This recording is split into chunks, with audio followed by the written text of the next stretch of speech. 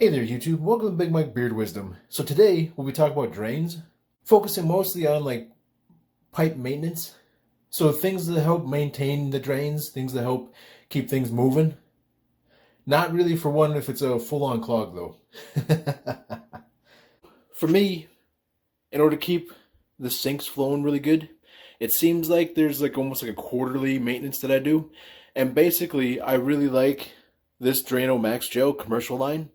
I think it's kind of cheaper than the other Drano, depending on where you find it at. And it works really well. So the biggest thing for me is that the shower in this particular bathroom can slow down a little bit, so that you wind up getting water that winds up pooling as you're taking your shower. And it can be kind of a pain in the butt. But I also picked up these from Zep, just because I'm kind of curious about them to see how they work. Because normally what I do is I run the Drano Max Gel through, and then I would run like a Liquid Plumber foaming pipe snake through. But basically what I'm thinking is that I haven't opened this one yet. So we'll try using this one, see how it goes. Hopefully everything should be good. The only slow drain that we currently have is in the upstairs bathroom. And then we'll wind up running this drain defense stuff through after. But you want to make sure that you don't mix and match these at the same time. And another big thing is that if you're ever looking to clear a drain, so you've got a clogged up drain and you put some of this stuff in, be sure to tell the plumber if you have to call them. So if this stuff doesn't work, call the plumber and tell them that you put the stuff in and see if they'll come out. Some plumbers will not come out if you've used some sort of product in the drain, because then they're probably exposing themselves to whatever this stuff does, and you don't know if it's going to splash or kick back at you. I started this maintenance program basically after I was staying in an apartment complex, and the upstairs neighbor used to run just the weirdest stuff down her kitchen sink, and it would clog up and backflow into my kitchen sink, and it was super gross. But doing this helped to keep me relatively clog free, and at some point in time, hers clogged up above our union, which was awesome because the maintenance people at the time thought, no way is her stuff backing up into my drain.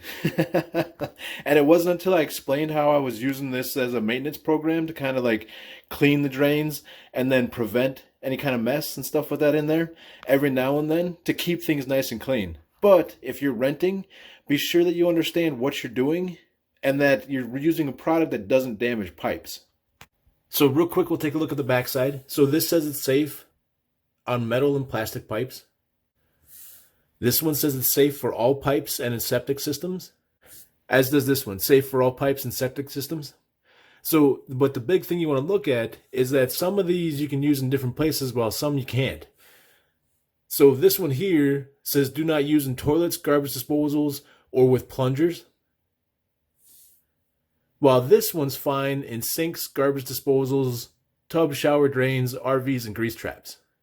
And then same with this one, it says do not use with plunger or in toilet. And this is likewise safe for garbage disposals, but there's a slightly different instructions for them. So be sure that it's safe for the pipes that you have in the house, that we don't cause any trouble. And it's safe in the manner in which you're using it. So don't use it in a toilet if it's not meant for a toilet. Don't use it in a garbage disposal. Flip the garbage disposal on and risk getting this stuff launched at you. And then whenever I do this, I do it kind of like the backwards theory of bleeding your brakes. So for me, I want to use all the pipes that are closest to the main drain. That way it cleans those pipes out first and doesn't risk a major clog by cleaning the pipes farthest out, getting all that junk running down the pipes, and then forming a good clog. So by cleaning out the close ones first, it just makes me happy in my head that we're clearing it out and that we're reducing the chance of a more major, more complicated clog that these could cause as it knocks things loose. And then all three of these are fairly simple. So you pour it in, depending on how much you want to pour in. So this one says 1/8 of the bottle. It's nice because you've got this little sight area here. This one says pour in 16 ounces. No sight area, so you're going to kind of shotgun that a little bit. And then this one says pour in 1 ounce into the drain. And the nice thing is that it's a see-through bottle with a graduated side here. So you're able to see about how much is in there. Then for these two, you'll wait 15 to 30 minutes and then you'll flush the drain with hot water. So both these are about the same. This one says wait for the clog to clear. So when I run this one, I'll do pretty much the same thing as this one does. So I'll wait about 15 to 30 minutes. We don't currently have a major clog, so we should be able to run it in, let it sit, and then rinse it out. This one here, you put it in, and then you rinse it out right away. And I think it's because this one's more of a bacteria and enzymes type one, where this one here might be more of a, heavy-duty base that'll help clear out things. So we'll go ahead and we'll put this back in like the undersink area. Save it for a rainy day. And we'll get to putting this stuff in. Anytime you're using something like this, you definitely want to follow any kind of special instructions they have on the back. So for this, they recommend wearing gloves and goggles. And that's just to protect you. Because more than likely, this can cause burns. Which if you read the first aid, there's quite a lot of stuff on the first aid. So this will be a do as I say, not as I do kind of situation. Because you also probably shouldn't be trying to film with one hand while pouring in the other. So what we'll do real quick is we'll go ahead and we'll pour in. And again, this said 16 ounces. So I'm just going to go, yep, good enough. And then you want to just be careful, that way you're not causing any splashes.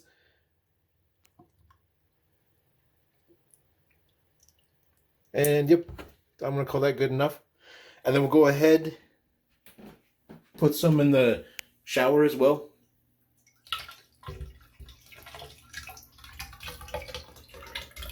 Call that, yep, good enough. And then the nice thing with this is that I was able to stop the pour without getting anything on the outside of the bottle. So this is still fairly safe. And I'll be taking this upstairs later to clean the other drains.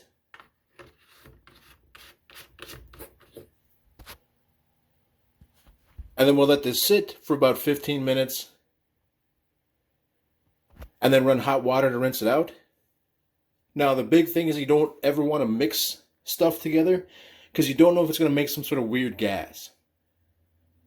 So sometimes these can make a smell. And what I'd almost recommend is if you have a vent, go ahead and turn the vent on.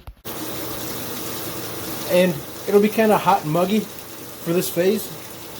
But I definitely recommend being present just in case there's any type of clog that develops. That way you don't want to flood anything out. Woo! My glasses are getting foggy. Alright, so we've ran this in the downstairs bathroom, in the sink and the shower. We've also run it upstairs in the sink and the tub shower. And it definitely freed up the sink to get that to flow better. And then by running the water for about 10-15 minutes, it's hopefully washed out all the residual chemical that could be in place. So anywhere where it maybe was in like a weird spot around here, or anywhere in the sink and stuff like that, you want to make sure that all that's gone. And then we'll go ahead and we'll run this stuff through, which should be pretty simple, as all you're doing is you're only putting about an ounce in. And then you're watering, and then you're running the water shortly thereafter. And then the last step that I would recommend doing whenever you do this kind of thing, this type of maintenance, would be to go and check your pipes. So look underneath your sink. If you've got access down in your basement, check around down in your basement just to see if maybe you had like a long leak that wind up finding some sort of little bit of crud or something that was flowing through the pipe to clog it. That now this has cleaned that clog out, so now maybe you've got a small leak somewhere in the pipes. But as long as everything's dry, you know you're good to go. Hope you guys enjoyed the video. Feel free to like and subscribe. I'll check you next time.